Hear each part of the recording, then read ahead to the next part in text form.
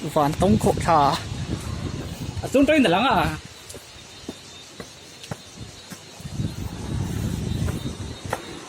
à bạn môi về